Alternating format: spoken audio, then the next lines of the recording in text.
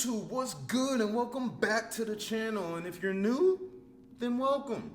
Maybe you'll leave a like, maybe you'll drop a sub, keep up with the kaiju content. Today we're talking about chapter 87, and I'm not about to beat around the bush. Kaiju number 1 has the best daikaiju design in the series, in my opinion. And my opinion is right because it's my video. And then obviously, Narumi, he's just so lit, dog. Let's just get into the video.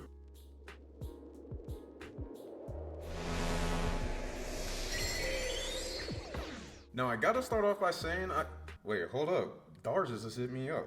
I got y'all. Yo, you got anything to say to the people about the chapter? Oh yeah, that shit was crazy. You heard it here first. Now before I was so rudely interrupted by Don Quixote Darzus, I was about to say that we gotta give Matsumoto a round of applause for just how beautifully this color spread was drawn. To see the transition of Narumi with those pinkish reddish eyes evolving over to those green eyes was a dope look. Not only was that color spread beautiful, but we just had a chapter full of some of the most beautifully drawn panels that Matsumoto has ever done. You can truly tell just how much even Matsumoto loves Narumi. From the upgrades that he gives Narumi, to the appearance that Narumi gets, even Narumi having the coolest looking daikaiju.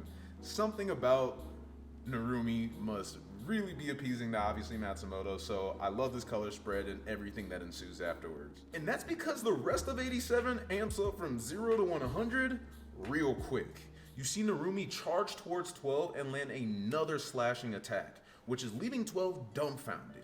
It's literally asking itself, what happened from 1 second to the next? All of a sudden, I can't keep up with Narumi's movements. His attacks are more powerful than before, and nothing's changed other than his eye color. But Narumi starts treating 12 the same way that 12 was treating Narumi a couple of chapters back, whenever 12 said, hey, I already know all of your attacks because I have Isao's memories.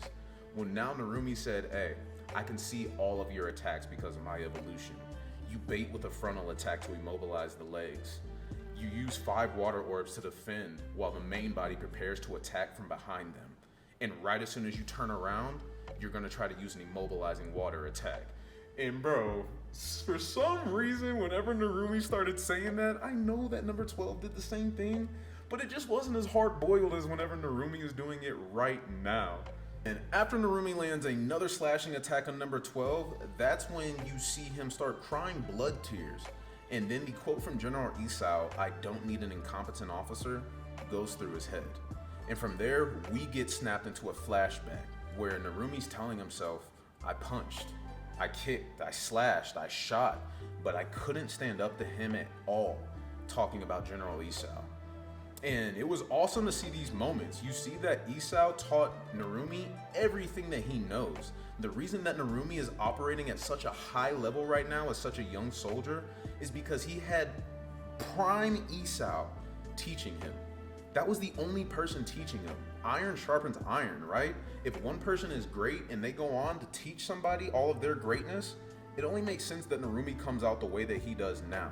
Somebody that we've seen use 98% of his output percentage in his suit. Somebody that can take out countless kaiju. Somebody that is using the number 1 suit. Even whenever Narumi got to use the number 1 suit, he thought that that would be the one thing that finally impressed Isao.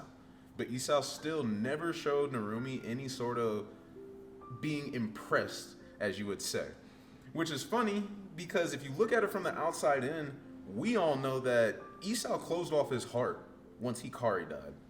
Before, Isao was honestly probably a little bit softer, but once Hikari died, he really had to harden his heart to make sure that Kikoru could be the woman that he wanted her to be.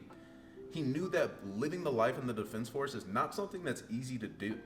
Not only that, chances are you have a very high likelihood of passing away while serving in the Defense Force. So for that reason, and his wife passing away, and knowing that his daughter wanted to be a future prodigy / soldier in the army, Isao told himself from that moment, I can't show that kind of affection that I used to show. I have to be hard on Kikoru because the Defense Force is hard, right? Kaiju fighting people and trying to kill you is hard, so I need to be hard on my daughter. And that's something that it started off as how Isao treated his daughter, but then it probably carried over to many other facets of him living his life, being in the Defense Force for so long.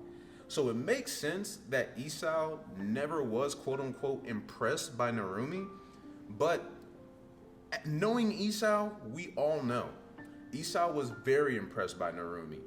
Isao said that I'm leaving everything in the Defense Force's hands.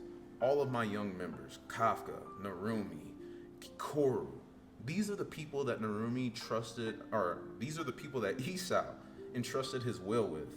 So, though it may not seem to Narumi like Isao wasn't impressed by him, I could say beyond shadow of a doubt without even seeing already that Isao was more than impressed by Narumi, and he was very proud of that man. And I think that this part of the chapter is honestly what was the most emotional part of the chapter for me. It made me get goosebumps. Whenever he said, you were not once impressed by me, and then you grew older, took a step back, and you were gone. Screw you. You're not gonna quit while you're ahead. And it's so sad because this is Narumi grieving. He's using it as inspiration to power him up to get ready to take out number 12. But Narumi is crying all these blood tears thinking about his old master, dog. This is the man that took him into the Defense Force and helped him train in every aspect. This man is the reason that Narumi even has the ability to evolve the number 1 eyes.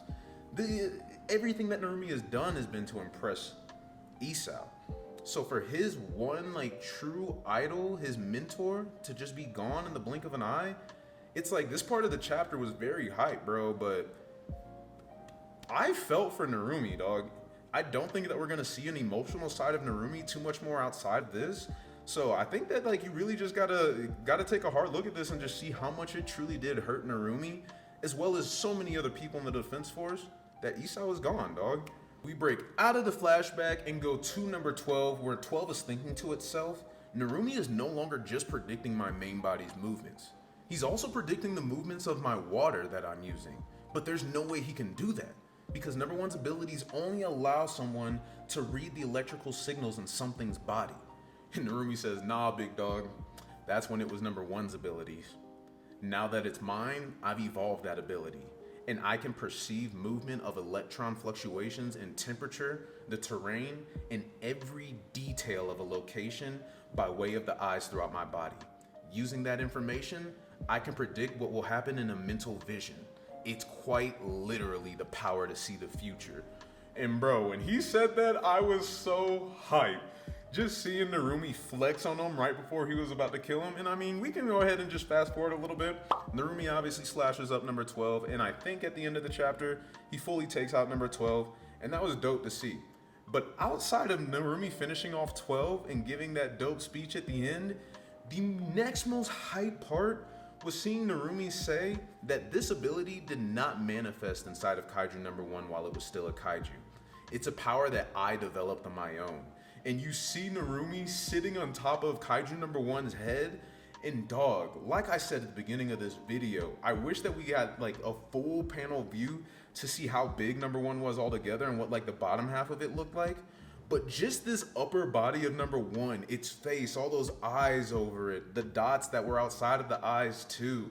Dog, number 1 has the best daikaiju design in the series. That, honestly, I sat and stared at that panel alone for probably 10 minutes, bro.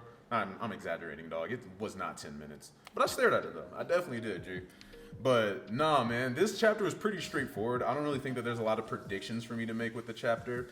I know that I said a couple of weeks ago that I was going to be dropping a kaiju video last week, but that video is actually going to be coming out sometime between Saturday and Tuesday of next week at the latest. Basically, I wanted to wait for this chapter to come out to see if we got any sort of pertinent information about Narumi so that I could add it into my war video, which we obviously did get some info about Narumi. So I still got to add a little bit more into my video. It's probably going to be my longest Kaiju number 8 video that I've ever dropped. So be ready for that. Tune in. I'm excited to drop it. But yeah, that's just why it ended up taking me a little bit longer. Just wanted to cover a little bit more information inside of it. And also I wanted the video to be pretty comprehensive. I mean, a lot has happened in the war. You just don't really think about it like that. But it started in chapter 69 and we just hit 87. So we're almost at 20 chapters of the war. So No, I'm excited to drop that video for y'all. As always, arigato mas. If you watched and enjoyed this video, leave a like, leave a comment, leave a sub. It don't cost nothing to show me some love, baby. But nah, man. Appreciate you as always, and I will catch you later. Peace.